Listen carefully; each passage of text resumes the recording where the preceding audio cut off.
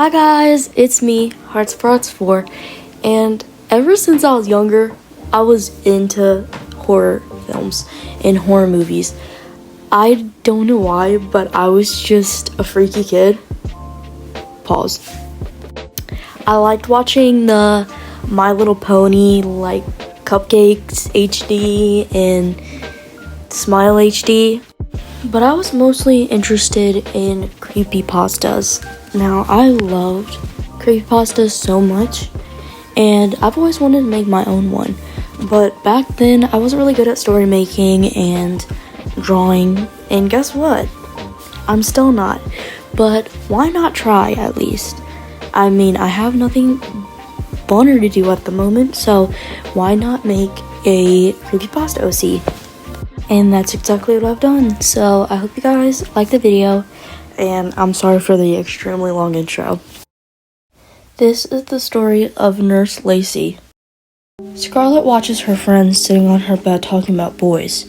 She's so bored with the subject that she could fall asleep. Scar, you okay? You seem a bit bored. Maybe that's because I am, she muttered. Well then, what do you want to do? She shrugs. Scarlett tried to think, but her mind was blank. I'm not sure, she said, defeated. How about kiss, marry, kill? Jessie asked. What? No, that sounds so boring. Scarlett seems to not care either way, already thinking of her next year in high school or how to fake an excuse. This was her last big break before school started. But the night wasn't going as planned at all. Lily practically begged Scarlett for days for the one and only party week, which was a very diluted party.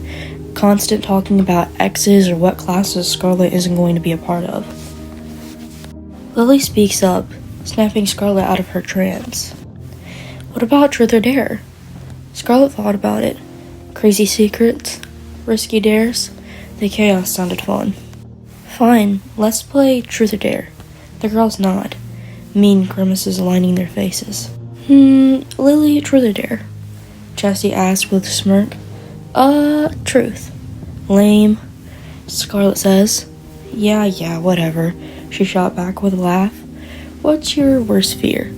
She seems to think it over, but both the girls already knew. Spiders, duh. Boring. 16 and scared of a bug? Pfft. Lily frowned. Like you guys wouldn't be scared of a black widow. The group ignores her. Scarlett speaks up, intrigue filling her veins. Just truth or dare? Dare. Scarlett thinks it over, knowing on two different questions. She decides to keep it light. It's a party after all. I dare you to text your crush. Jessie's face went bright red as she pulled out her phone. They listened as she sent a voice message. Her voice comes out in a high-pitched screech, asking an anonymous person if they would help her to class on Monday. No way, she did it, they laugh. Shut up, Jessie huffs, crossing her arms in complete embarrassment. Scarlett, truth or dare? Scarlett contemplated, even though she already knew what she was going to choose. Dare. Her friends exchanged looks. We dare you to go to that old abandoned hospital. Scarlett stopped, wondering if this was a payback. Now she started to wonder if she would have went with the other dare instead. What? The one the whole school was talking about? The doll hospital or something? Jessie mumbles. The embarrassment subsides into something more confident, refined. Yeah. Come on, you said you were bored. This should spice things up. Lily speaks up, wiggling her eyebrows. That place has been abandoned for 60 years. Not even the town wants to destroy it. Everyone avoids it. And what if there's, squatters there? Her excuses sounded poor, misguided, and her friends could tell. Well then, say hello for us, Jessie jokes, pushing her shoulder. She gives her a dirty look. Listen, you can bring your phone, and if you get scared, call us. She thinks about it. It does sound pretty fun, and she thought that she wouldn't be the third wheel anymore. Fine, I'll go. Scarlet jumps with a fake excitement. The only thing she really feels is a deep pit of regret. The girls look at each other shocked. Are you serious? Didn't actually expect her to go with it. Dead serious. Alright then. Good luck, Scar. The more she walked, the more the silence hits. No one was around, and the street was vacant. It looks like a zombie town, with cracked sidewalks and broken street lamps. Scarlet was already starting to get the creeps, but she couldn't back down yet. A dare is a dare, she thought. Scarlet looks up as she finally comes face to face with the large building. She walks in, crunching on something. Glass. This place is more awful than I thought. The stench is unbearable. Scarlet walks down long hallways. She noticed the balloon and cartoonish animals on the wall. Oh, this is a children's hospital, she thought, and continued pressing forward, noticing crooked photos on the wall. Most of them were of stern doctors sitting stiffly by themselves. But one was different. A woman in a long white coat is sitting beside a happy child, surrounded by dozens of dolls. She continues looking at it until her heart sank. She could have sworn that she just heard a giggle. A child giggle. She walked away from the photo in fear, but stepped on something. She took her foot off of it. It was a letter, with cute stickers of rainbows and unicorns. Scarlet picked it up, her hand trembling, and tells herself it's from the cold, but it's really from the fear. She flips open the letter and begins to read. Dear Mom, I don't like this medicine. It makes me sleepy and my stomach hurts. But the dolls keep me company when you're busy. I named this one Lacey. She's my favorite. I hope one day she comes to life and plays with me for real. Love, Emma.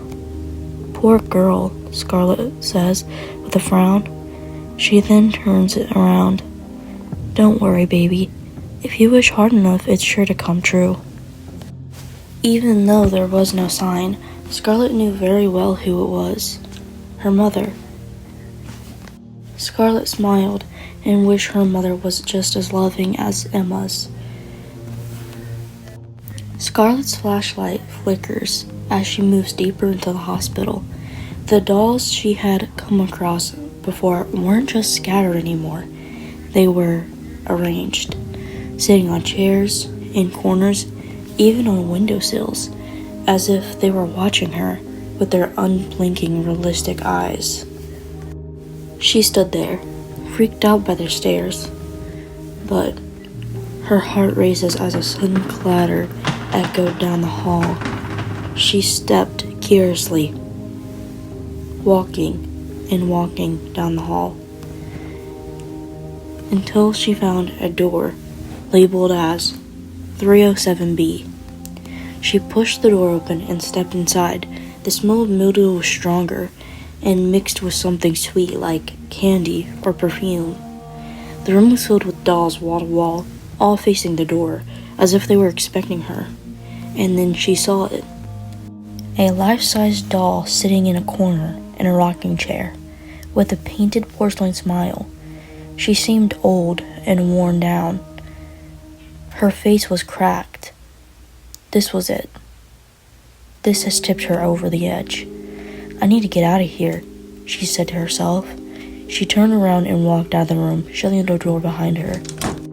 But when she did, she heard something. Whispering. Where are you going? Hey, come back. Don't you want to play with us? She opens the door again, peering in. Her blood ran cold. The doll. It's gone. The life-size doll on the rocking chair is gone. She fully steps into the room, frantically trying to look for it, even walking up to the rocking chair. Hey, behind you. She turned slowly, seeing it. This wasn't a doll. It was a human. Her neck and legs are porcelain, and her face is nothing more than a mask. You will add beautifully to my collection, dear. Her voice is mother-like.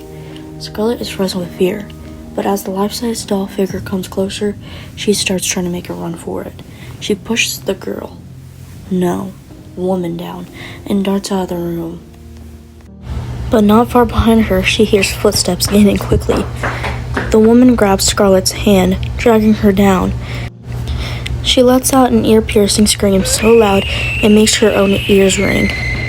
The woman has a large pair of scissors in her hand, and she tries plunging them into Scarlett, but Scarlett grabs her hand and kicks her in the face, breaking her mask into pieces. "No, no, no," she says, crying. "Don't go," she shouts. Scarlett runs as fast as she can, and before she even knows, she's outside, heaving and panting. The once bright sky has turned dark. She begins calling the police. It's been weeks after, and Scarlett lies on her bed. She hasn't been the same since going back. "I wish I hadn't done that stupid dare," she starts recalling. Her friends frown at her. "What did the police say?" "They basically looked at me like I was crazy. They proceeded to look into the place, but the woman was..." She stops with a look of fear on her face. She was gone. Her friends slightly look at her with wide eyes. "Do you know who it was?" "No. She had a mask on." "I think I'm gonna rest, guys. It's getting late." "Alright, bye, Scar," Lily says. "Bye. Just so you know, we are really sorry. It's not your fault, guys.